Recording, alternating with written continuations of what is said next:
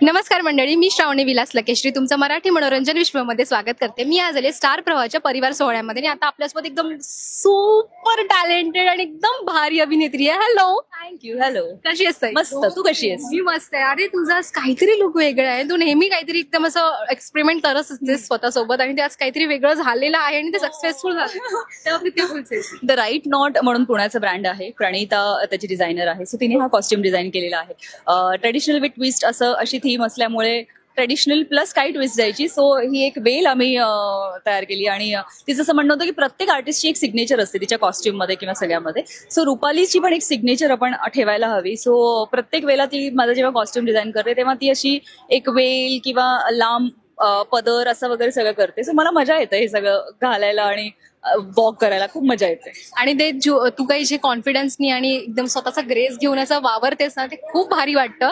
आणि सगळ्यांनाच माहिती ऍक्च्युली खलनायिकांना खूप प्रेम नाही मिळत, पण क्वचित काही खलनायिका असतात त्यांना प्रेम खरंच मिळतं आणि ऑडियन्स त्यांना खूप मनात भरते. सो त्यातली तू एक अभिनेत्री आहे, सो तुला ते क्रेडिट मिळतं. त्या बाबतीत तुला काय बोलायचं? खूपच छान वाटतं. म्हणजे ओव्हरवेल्म व्हायला होतं आणि खरंच बऱ्याचदा इमोशनल होते मी ते प्रेम बघून. कारण जसं तू म्हणालीस की खलनायिकेला इतकं प्रेम आणि या सगळ्या गोष्टी मिळत नाहीत, पण I am lucky, I am fortunate की त्या पद्धतीने प्रेम मिळतं. स्टार प्रवाहाचे खरंच खूप आभार मानेन ह्यासाठी, कारण स्टार प्रवाहाने ज्या पद्धतीने खलनायिकेला मोठं केलं त्याच्यामुळे प्रेक्षकांना ती खलनायिका आवडू लागली आणि पटू लागली किंवा तिच्याबद्दल प्रेम, सिम्पती, एम्पती सगळं वाटू लागलं. खूप भारी आहे, कारण तुला असं बघताना वाटत नाही की तू खलनायिका असशील, पण तू खरंच आहेस. तू ज्याच ना ऑन स्क्रीन तू जे काही आज वेअर केलंयस त्यातलं तुला एकदम आवडती कोणती गोष्ट आहे?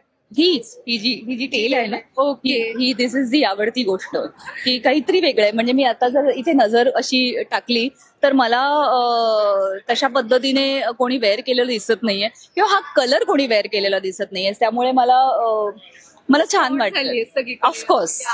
त्यामुळे जाता जाता एक तुला मी आत्ता म्हणाले ना, हीच ही प्रणिता. सो हिने हा ड्रेस डिझाईन केलेला आहे. आतापर्यंत जितके माझे कॉस्ट्युम्स मी वेअर केले सो प्रणिताने डिझाईन केलेले आहेत. सो मग तो ज्या वर्षी मला ग्लॅमरस फेस मिळाला त्यावेळेसची सुद्धा जी साडी पिंक कलरची माझी डिझाईन केली होती ती प्रणिताने डिझाईन केली होती. थँक्यू सो मच ताईला एवढं सुंदर नटवण्यासाठी आणि छान छान तिला कॉस्ट्युम देण्यासाठी. तुला असं कसं काय सुचतं या गोष्टी?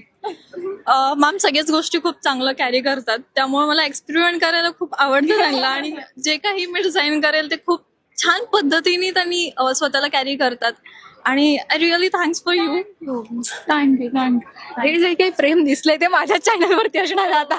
थँक्यू. जाता जाता एक पॉझिटिव्ह नोट देऊन जाशी प्रेक्षकांना खूप छान वाटेल किंवा त्यातून काहीतरी मिळेल त्यांना. पॉझिटिव्ह नोट काय, छान राहा, मस्त राहा आणि काय म्हणजे आनंदी राहा. खूप छोटं आयुष्य आहे. So just be happy.